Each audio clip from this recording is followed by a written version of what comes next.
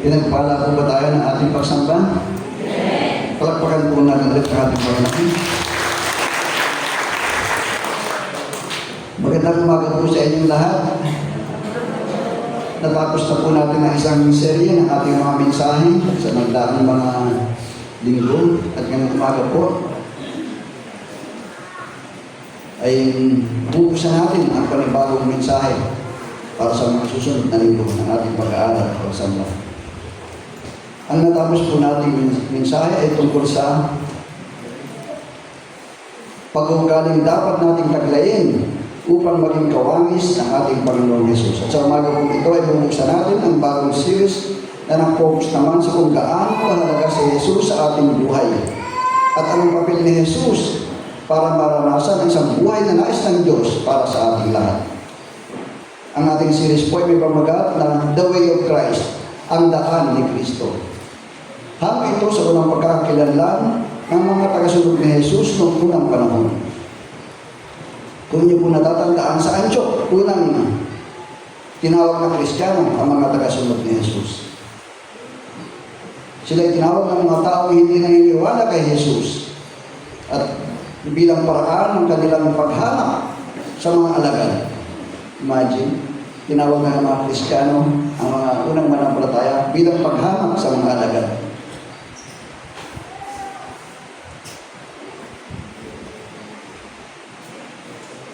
Kaya by background po ay hindi maganda ang intention ng mga nagbigay ng pangalan na ito. Pero sa bandang huli ay pinili na rin ng mga mananampalataya noong unang panahon na matawag silang Kristiyano dahil it proves na sila ay namumuhay na katulad ng ating Panginoon. Ang isang ibig sabihin ng Christians, mga kapatid, ay little Christ. Pero bago katawag ang Kristiyano, mas kilala ang mga alagad sa tawag na ang mga kabilang sa andaan. Ang mga kabilang sa andaan. Ito ay tumutukoy sa mga halimbawa ng pamumuhay ni Jesus. Ipinapakita rin ito ang kanilang pagsunod ay hindi lamang siya sa paniniwala o turo, kundi sa isang persona kay Jesus. Ilang sa mga talata sa Biblia na makikita natin ay sa Gawa chapter 9 verse 2. Ito po ay tungkol kay Saul, bago siya naging Pablo. Sa verse 9, chapter 9 verse 2 po, ang sabi ron, at humingi sa kanya ng mga sulat sa Damasco sa mga sinagoga, upang kung siya ay makasumpong ng sinuman sa mga nasa daan, maging lalaki o mga babae, ay kaniya silang madadalang gapos sa Jerusalem. At sa chapter 22 verse 4 po, ang sabi roon, inusig ko at ipinapatay ang mga sumusunod sa daang ito, ipinagapos ko at ipinabilang ko sila, lalaki at babae.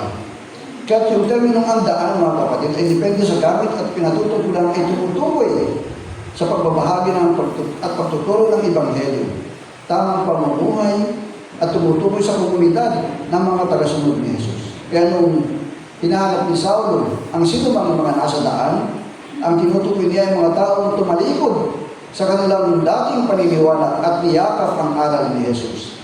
Matatandaan po natin, ang mga Hudyo ay may ibang paniniwala bago dumating si Jesus. Ginaya ang mga ginawa niya at sumama na kisa sa ibang mga tagasunod ni Jesus. Gigil na gigil noon si Saulo sa kanila. Kaya ang magpabilang sa mga nasa daan noon ay talagang risky dahil literal na lalakad ka rin sa daan ng paghihirap, pagtitiis, pag-uusig at maging kamatayan. Tanong mo nga iyong katabi, kapatid, ikaw ba'y nasa tamang daan? Baka yung naliligaw kung nasa dating daan. Si Jesus mismo ang nagpakita. Sa Juan chapter 14 verse 6 atin kung makikita. Ang sabi doon, ako ang daan, ang katotohanan at ang buhay. Walang makakapunta sa Ama kundi sa pamamagitan ko. In short, ang pagsunod ni Jesus ay kay Jesus ay nag-akay sa atin sa isang tiyak, malinaw na direksyon at uri ng pamumuhay na siyang dapat nating sinusundan at dapat na makikita sa mga sumasampalataya sa Kanya. Ngayon ang tanong ko, paano natin masasabi na tayo sumusunod sa daan ni Kristo? The way of Christ. Paano natin masasabi na tayo sumusunod sa daan ni Kristo? Una, pagsunod sa mga aral ni Kristo. Ang unang punto natin ay mapapakita natin tayo sumusunod sa daan ni Kristo sa pagsunod sa mga aral ni Kristo. Sa Juan chapter 8 verse 31, makibukas po kayo sa akin. Juan chapter 8 verse 31 ay sinabi doon. 1:8:31, sinabi naman ni Jesus sa mga Hudyong naniniwala sa Kanya, kung patuloy kayong susunod sa aking aral, tunay lang kayong mga alagad ko.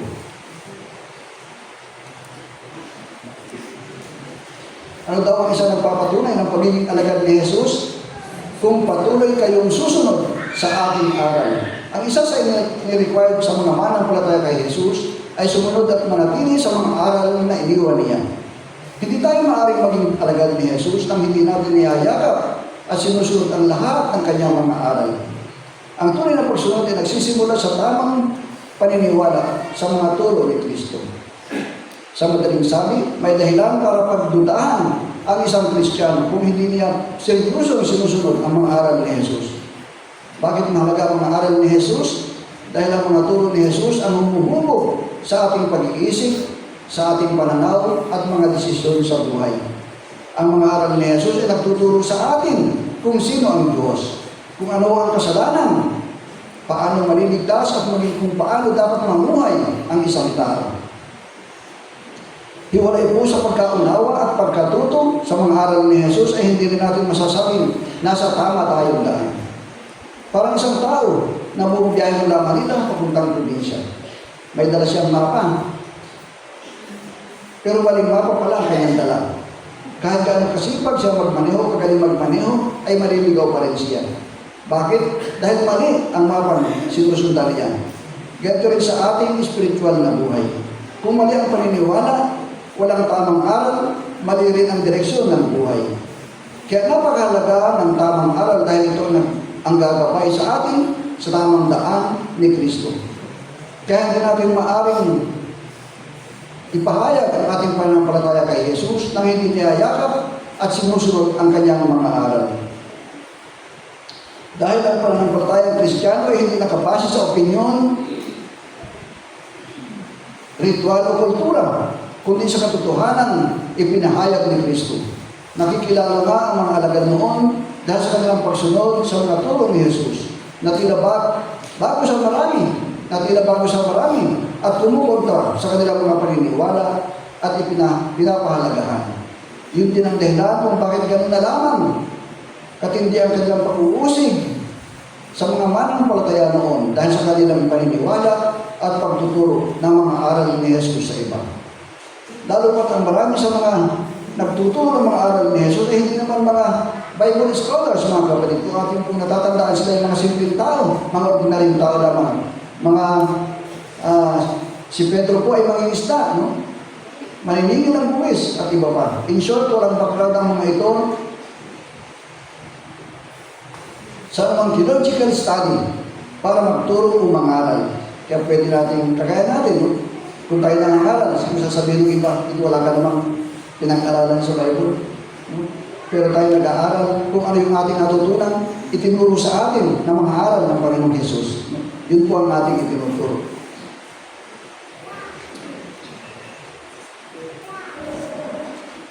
Ganun pa man po ang mga naunang alagad at mga tagasunod ni Jesus ay naging mga masisipag na mga ngaral at nagbahagi sa marami ng tinanggap nilang turo ni Jesus at tungkol kay Jesus mismo bilang Mesiyas ang tagapagligtas.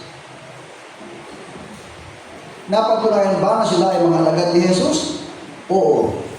Dahil ikinamatay nila ang pagbabahagi at pagtuturo ng Ebanghelyo. Kahit parang laban sa alam ng marami, kahit nakakasagasa sa paniniwala ng iba, kahit na parang kinukundi na nito ang dating alam ng iba, hindi sila tumigil na ibahagi at ituro sa mga tao ang dapat nilang marinig. Dahil malinaw sa kanila ang iyong bilin ni Jesus sa Mateo 28 verse 19. Ang sabi po doon, Mateo 28 verse 19, kaya humayo kayo at gawin ninyong alagad ko ang lahat ng bansa. Bautismuhan ninyo sila sa ngalan ng Ama at ng Anak at ng Espiritu Santo, at turuong sumunod sa lahat ng ipinag-uutos ko sa inyo. Tandaan ninyo, ako'y laging kasama ninyo hanggang sa katapusan ng sanlibutan. Ang bilin ni Jesus sa mga alagad ay ituro ang lahat ng kanyang ipinag-uutos, at ganoon nga ang ginawa ng mga alagad. At ang mga sumunod pa sa kanila, kabilang na po tayo mga kapatid. Ang mga alagad ni Jesus noon ay nakilala dahil sa kanilang pagsunod sa mga aral ni Jesus at sa kanilang masipag na pagtuturo ng mga aral na ito. Kahit ang buhay nila ay manganib. Parehong mahalaga. Una, kailangan kumbinsido sila na tamang turo ni Jesus. At pagkatapos ay kanila namang ituro ang lahat ng ito sa iba. Ganon din naman sa atin, mga kapatid. Ang sumunod sa lahat ng kanyang ipinag-uutos. Dapat ay nakikilala din tayo sa ating pagsunod sa mga aral ni Jesus. At pagkatapos ay ituro din natin ito sa iba. Kaya kailangan natin alamin muna, aralin at unawain ang mga aral ni Jesus para ating masunod at maituro naman ito sa iba. Mahirap magbahagi at magturo ng hindi mo alam at naunawaan kung ano ang iyong ituturo. Tama naman, napakahirap magturo kung mali naman wala kang alam na ituturo.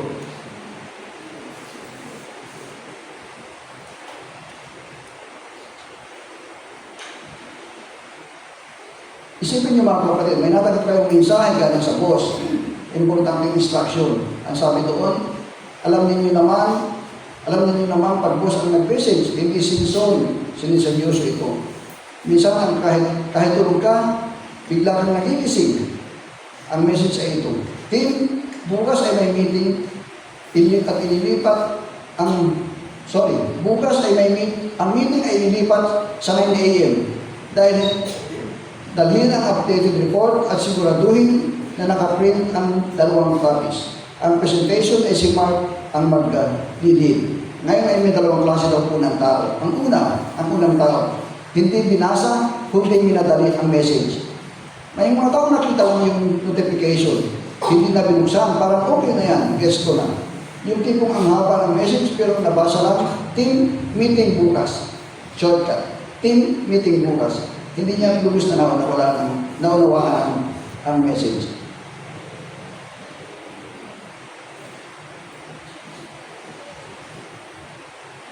Tapos pinasa niya ang message, sabi niya, guys, may meeting bukas, dalhin niyo yung report.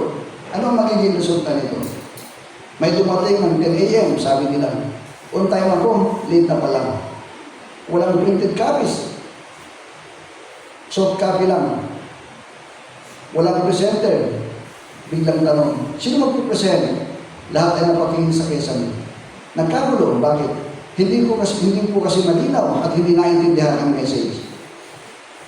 Ang pangalawang tao naman ay ganito, binasa at inintindihan ang message. Ito naman yung tipo ng tao na hindi lang nagbasa, nag-highlight pa. Minsan may color coding pa. Basang-basa, malinaw ang pagkakaintindi. Ipinasa niya, guys, reminder, meeting bukas 9 a.m., mas maaga. Dalhin ang updated report na nakaprint, 2 copies sa bawat isa. Si Mark ang mag-present. So ready na tayo. Ano ang resulta? Lahat ay maaga. May 8:30 pa lang, nakaupo na, parang may exam. May printed report lahat. Yung iba may extra pa, just in case daw nang mawala ang kopya. Ready rin ang presenter, si Mark. Nakabarong pa, forma-forma.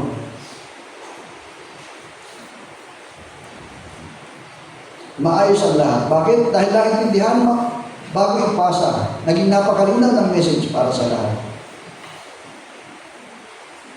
Minsan po ay ganito tayo mga kapatid. Nakikinig ng sermon, nag-notes pa, maganda pang sumulat, parang calligraphy. Pero pagdating ng Monday, Lord, anong sabi ulit? Ano ang lesson kahapon? Nakalimutan na. Hindi mo may papasa ng ayos o tama ang hindi mo muna naintindihan. Hindi mo masusunta utos ang hindi mo alam. Nakikilala po ang mga alagad noon na mga kabilang sa daan dahil ang buhay nila ay bunga ng natutunan nila kay Kristo.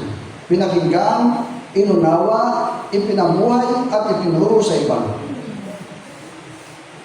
Sabihin sa katabi, ganyan dapat kapatid.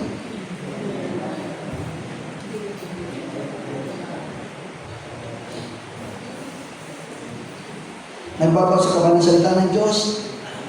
O scroll lang ng scroll? Scroll lang ng scroll.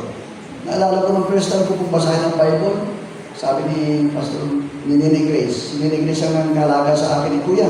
Basahin mo ang Bible mula Genesis hanggang Pahaya. So binasa ko po, ganun, parang nagmamadali lang, basa lang. Hindi naintindihan, scroll lang, scroll. Iniintindi mo ba o amin lang ng amin? Kahit hindi malinaw. Ang buhay mo ba ay isang malinaw na mensahe o parang forwarded message na kulang? Kaya dalawa ang assignment natin mga kapatid, alamin at unawain ang mga aral ni Jesus at pagkatapos ay i-share ito, ituro rin ng tama sa iba. Huwag kang maging isang Kristiyano na walang alam.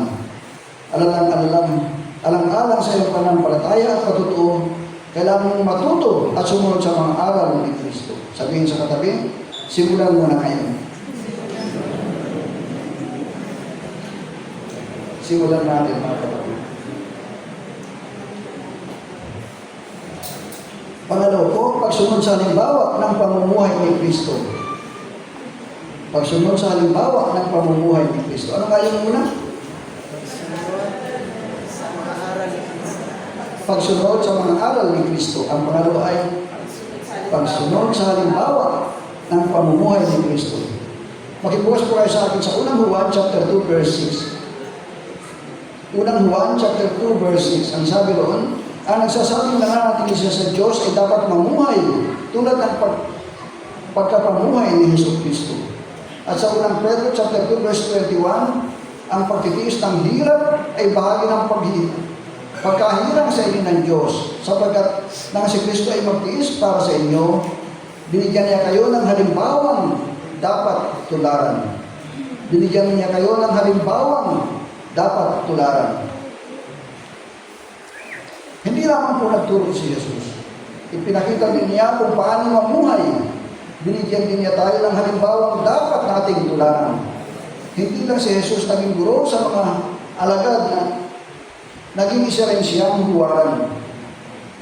Ipinakita ni Jesus kung paano mamuhay ng may kabanalan, kababaan loob, kahabagan at pag-ibig at pagsasakripisyo. Sa madaling sabi, ang layo ng pagiging alagad ay maging katulad ni Kristo. Ito po yung tinatawag natin discipleship, yung ginagawa natin pag-disciple. Katulad ng isang bata na gusto matutong magluto. May hawak siyang libro, naroon ang recipe sa mga instruction, paano lutuin. Pero nahirapan pa rin siyang magluto. Ngunit, nang panoorin niya ang kanyang nanay, kung paano maghiwa ng samya at gulay, paano magtimpla at paano magluto ng maayos, ay natuto siya. Madali siyang natuto. Bakit? Dahil ang halimbawa ay nagbibigay ng mas malinaw at malakas na impact kaysa salita lamang. At ganoon na ganoon ang nakikita natin sa mga alagad ni Jesus. Hindi lang nila pinakinggan ang mga aral ni Jesus, ginaya rin nila kung paano mismo namuhay ang Panginoon. Ganyan po ang tunay na Kristiyano. Hindi lang tayo nagtuturo sa mga aral, nagtuturo rin tayo mamuhay ng tama sa pamamagitan ng paggaya mismo kay Jesus. Kung hindi naman ang klase ng pamumuhay ni Jesus ang ating tinutularan, what's the sense, mga kapatid? Na tinatawag natin ang ating mga sarili na Kristiyano. Mga kapatid, ang buhay ni Kristo at ating blueprint, hindi lang natin tinatanong, ano ang sinabi ni Jesus? Dapat ay tinatanong din natin, paano namuhay si Jesus? Paano namuhay si Jesus? Alam ni Jesus na hindi sapat na naituro lamang niya ang dapat maunawaan ng kanyang mga alagad. Kailangan niya din magpakita ng halimbawa at mag-set ng standard kung paano ang maging isang mabuting alagad. Kaya kahit ang Panginoong Jesus ay naging intentional na magpakita ng mga halimbawa para magtularan ng kanyang mga alagad.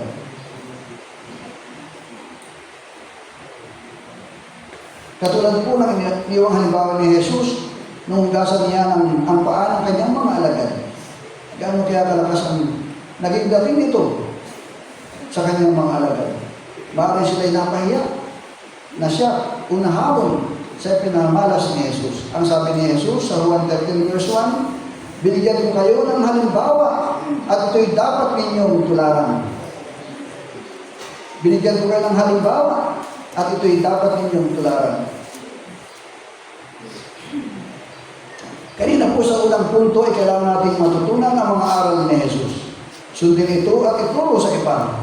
Ngayon naman, kailangan din natin tignan ang halimbawa ng pamumuhay ni Jesus.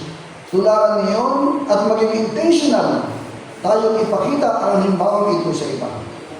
Sa ating mga anak, kaibigan, kapitbahay, kaklase, katrabaho, at sa atin bilang magkakapatid sa iglesia. Kung inaasahan sa atin ang maging intentional sa pagpapakita ng halimbawa, ang tanong sa atin ngayon ay, anong halimbawa ang nakikita nila sa atin? Kaya sa bawat sitwasyon ng buhay, gawin nating tanong ito. Kung si Jesus ang nasa kalagayan ko, ano ang gagawin ko ngayon? Pero hindi lang ito simpleng tanong. Ito ay isang disiplina ng puso at isip. Hindi automatic na alam natin ang gagawin ni Jesus kung hindi natin siya kilala, kung hindi natin pinag-aralan ang kanyang buhay, kung hindi natin isinabuhay ang kanyang mga aral. Kaya ang tanong na what would Jesus do ay hindi hulaan. Ito ay isang malalim na relasyon kay Kristo. Kaya mahalagang meron tayong isang malalim na kaugnayan sa ating Diyos. Minsan na iniisip kasi natin, alam ko na ang gagawin ni Jesus. Pero sa totoo lang, sa usapin ng galit, gusto natin kumanti. Sa sakit, gusto natin umiwas. Sa pride, gusto natin ipaglaban ang ating sarili. Pero si Jesus, nagpatawad kahit masakit. Nagpakumbaba siya kahit siya ang tama. Nagtiwala sa Ama kahit mahirap.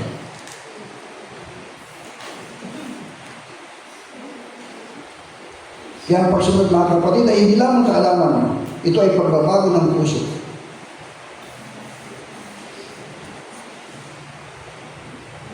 May isang mga illustration na binigay si Pastor Arjen. Naalala niyo ba daw nung tayo bata pa? Gumagamit tayo ng tracing paper. May drawing sa ilalim, halimbawa, mukha o larawan, at ito'y ating ititrace, tutularan.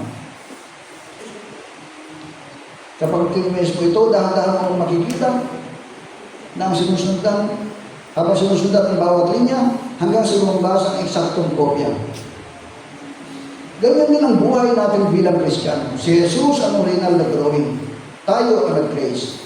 Hindi natin inimbento ang buhay Kristiyano. Sinusundan natin ang buhay at halimbawa ni Kristo. Pero tandaan natin kung hindi mo titignan ang original, tiyak na mamamali ka. Iba ang kalalabasan ng trace mo.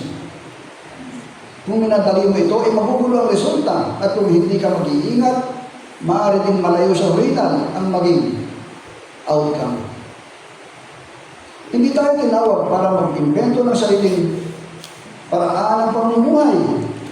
Tinawag tayo para sundan ang yapak ni Kristo. Mga kapatid, tandaan natin, ang daan ni Kristo ay buhay na ginagaya, hindi lang aral na alam.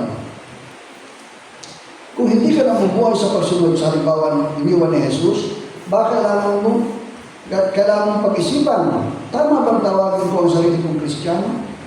Kung hindi ko sinusundan ang buhay ni Jesus, malaki nga ang hamon sa atin ngayon. Dahil hindi sapat na may alam tayo, mga kapatid. Hindi sapat na may alam tayo tungkol kay Jesus. Kailangan ipamuhay natin ang buhay mismo na isinamuhay ni Jesus. At pangatlo po, pagsunod ng buo kay Kristo. Pagsunod ng buo kay Kristo. Sa kanyang aral at pamumuhay.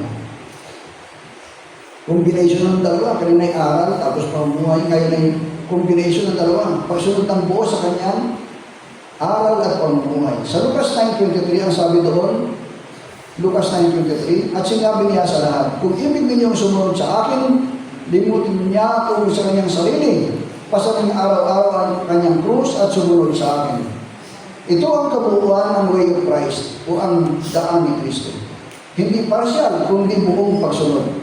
Ang pagsunod kay Kristo ay hindi nakakalahati. Ito ay pagsuko ng buong buhay natin sa Kanya. Pagsuko ng buong buhay natin sa Kanya. Ang sabi, limutin ang ukol sa ating sarili. Hindi na ito tungkol sa ating mga paniniwala. Hindi na ito tungkol sa ating mga gusto. Hindi na ito tungkol sa ating sarili. Tungkol na ito kay Jesus, sa kanyang sinabi at sa kanyang ipinakita. At para masabing ganap, ang ating pagsunod, kailangan pareho natin ginagawa ang dalawang naunang punto, mga kapatid.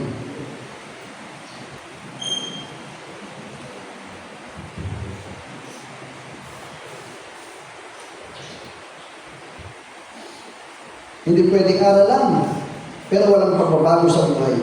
At hindi rin pwedeng gawa lamang, pero walang tunay na aral ng puso. At ang puso ay na kay Kristo.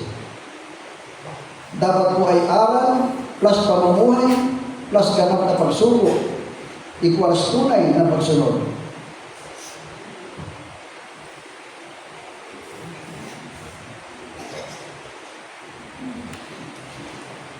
Tandaan po natin, ang aral na walang gawa ay nagiging walang laman na relihiyon lamang. Wala rin namang kabuluhan kung magiging napakahusay natin sa mga aral. Kahit maging top scholars tayo, kung hindi naman ina-apply sa buhay ang aral. Ito ang problema ng marami. May alam sa Biblia, pero walang pagbabago sa buhay. Ganun din naman sa gawa lamang, pero walang tamang aral na kasama, nagiging ligaw na pananampalataya. Ito yung mga taong mabait, masipag, pero mali ang paniniwalang niyayakap. Kahit pa magpakamatay ka sa iyong ginagawa, kung mali naman ang paniniwala, ay mali rin ang direksyong tinatahak.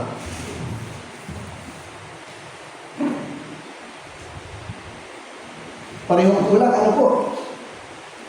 Ang aral na walang gawa ay isang patay na relihiyon. At ang gawa naman na walang aral ay ligaw na pananampalataya ang resulta.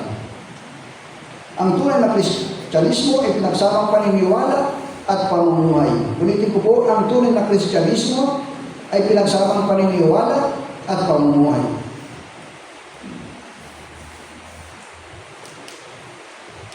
Dahil tinawag tayo mga kapatid, hindi lamang para makinig, kundi sumunod. Sa Santiago 1:22, ating mababasa, mamuhay kayo ayon sa salita ng Diyos. Kung ito'y pinakikinggan lamang ninyo, ngunit hindi isinasagawa, dinadaya ninyo ang inyong sarili. Ang sabi ko, mamuhay kayo ayon sa salita ng Diyos. Kung ito'y pinakikinggan lamang ninyo, ngunit hindi isinasagawa, dinadaya ninyo ang inyong sarili. Kaya pareho silang mahalaga. Pareho silang dapat nating ginagawa. Aralin natin ang mga aral ni Jesus dahil ito ang gabay natin sa tamang direksyon at tamang uri ng pamumuhay. Pero kailangan din natin tingnan ang buhay ni Jesus at gayahin para mabuo ating pagkatao. Kailangan natin pareho ang dalawa para sa isang tunay at ganap na pagbabago. Lahat naman tayo ay nananalamin.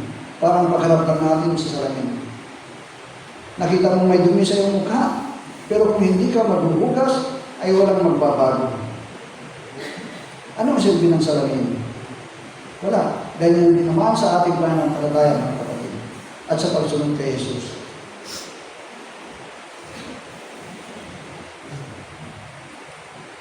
Kung pinakinggan lang natin ang mga mensahe dito, pero hindi naman natin sinusunod, eh wala rin pagbabago sa ating buhay.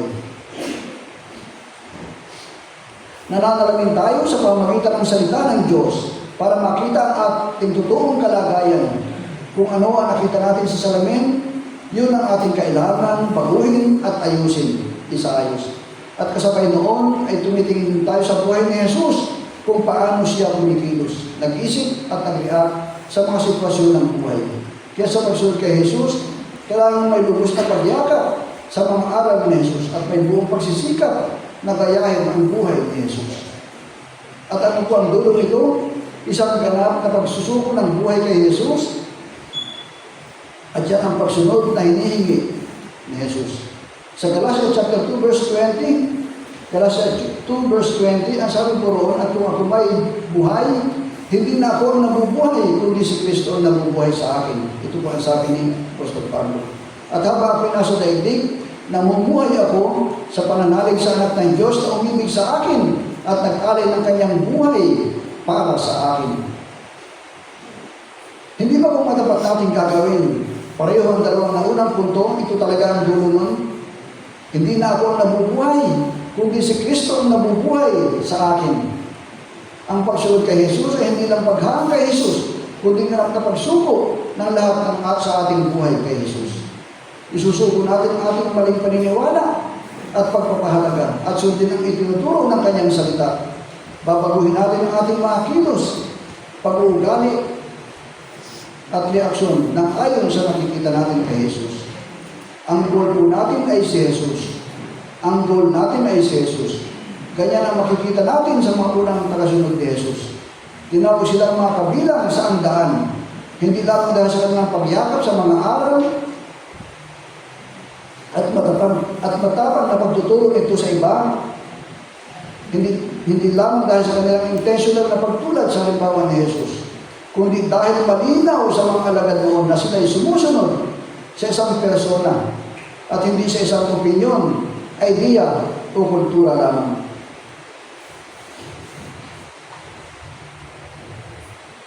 Katulad po ng sinabi ni Jesus, ako ang daan. Ang daan ay isang persona. Ang ating sinusundan ay hindi isang paniniwala lamang, hindi isang halimbawa lamang, kundi isang persona. Ito na ang hulugan ng pagsunod kay Jesus ay may kasamang pakikipagrelasyon. Hindi sapat na alam mo ang katotohanan, dapat ay may ganap na pagsuko sa persona. Dahil kung si Kristo ang daan, hindi na ikaw ang masusunod. Siya na dapat ang masusunod. At hindi lang natin ginagaya si Jesus externally, dapat ay pinapahintulutan din natin siyang mabuhay sa ating sarili, internally. In short, dapat ay naghahari siya sa buhay natin. Dahil ang pagiging Kristiyano ay hindi din lang tungkol sa pagtulad kay Jesus, kundi sa paghahari ni Jesus sa buhay natin. Ang pagiging Kristiyano ay hindi lang tungkol sa pagtulad kay Jesus, kundi sa paghahari niya sa buhay natin. Hindi lamang parang si Jesus, kundi si Jesus mismo ang dapat makita sa buhay natin. Kaya sa dulo ng ating paglalakbay sa pananampalatayang ito, ay hindi lang isang lugar ang gusto nating marating, kundi makatagpo natin si Kristo sa dulo. Malinaw din po sa atin na tayo sumusunod hindi lamang sa isang paniniwala at hindi lamang para gayahin ng isang halimbawa, kundi ganap na isuko at ipagkatiwala ang ating buhay sa ating Panginoong Jesus.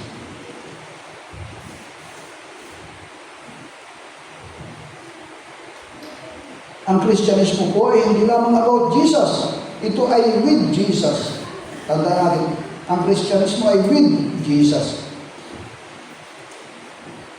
Parang GPS daw po ito. Pwede mong tingnan ang mapa, aralin ang ruta, kabisaduhin ang direksyon. Pero pa rin kapag may kasama kang driver na kabisado ang daan, mas panatag ka, mas sigurado ka.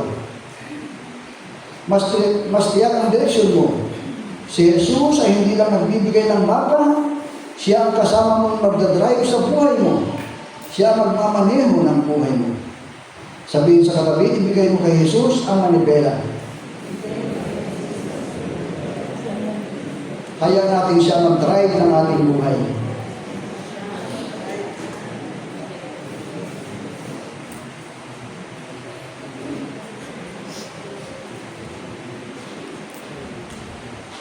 Ang daan ni Kristo ay hindi po madali, pero ito ang tamang daan. Ang daan ni Kristo ay hindi madali, pero ito ang tamang daan. Minsan may mga pagsisira ng gospel na pinagagaan nilang ebanghelyo, ano po? Pero ang totoo ay mahirap maging Kristiyano, mahirap sumunod kay Jesus. Ito ay daan ng sakripisyo. Daan ng tunay na pagsunod. At daan ng tunay na buhay.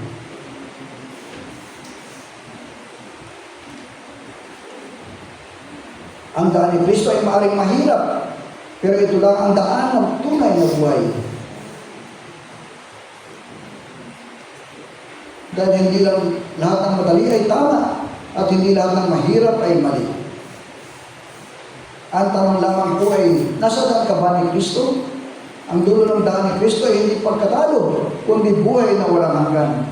Sa Gawa chapter 2 verse 28, itinuro mo sa akin ang mga lansang landasing patungo sa buhay dahil sa ikaw ang kasama ko. Ako'y mapupuspos ng kagalakan. Malinaw po ang sinasabi ng talata. Ang daan ng buhay ay hindi natutuklasan. Ito ay itinuturo, ipinapakita.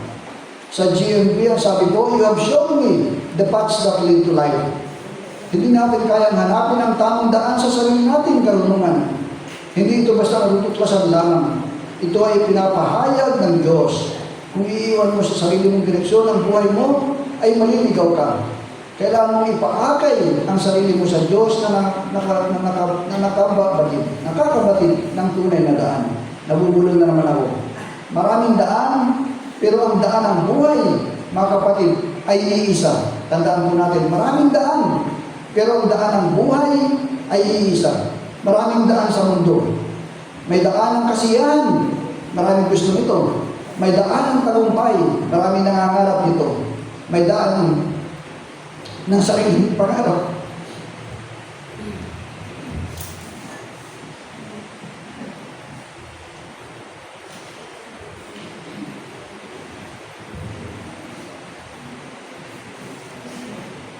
Pero hindi po lahat ng daan ay may buhay.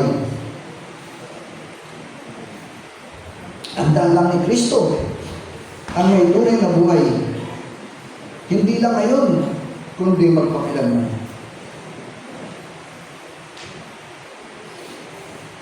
Ang kailangan lang natin gawin mga kapatid ay mamili. Mamili lang tayo.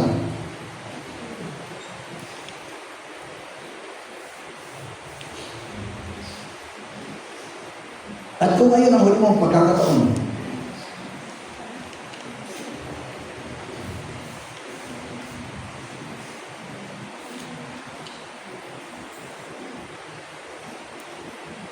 para pumili.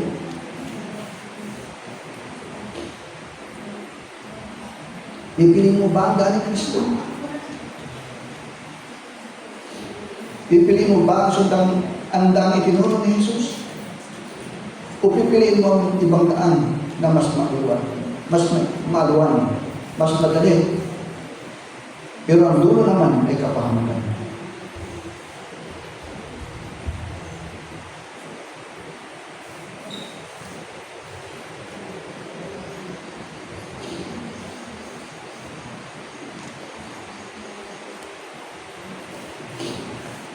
Namin sa ating mga kapatid. Kung gusto mo ng tunay na buhay, huwag mong hanapin ang sarili mong daan o maghanap ng ibang daan. Isang daan lamang ang kailangan nating sundan. Sundan mo ang daan na ipinakilala ng Diyos, walang iba, kundi ang Panginoong Jesucristo. Ang tunay na buhay ay mararanasan lamang natin sa daan ni Kristo. Isang mapagpalang umaga po sa inyo lahat. Meron po tayong processing question, mga kapatid.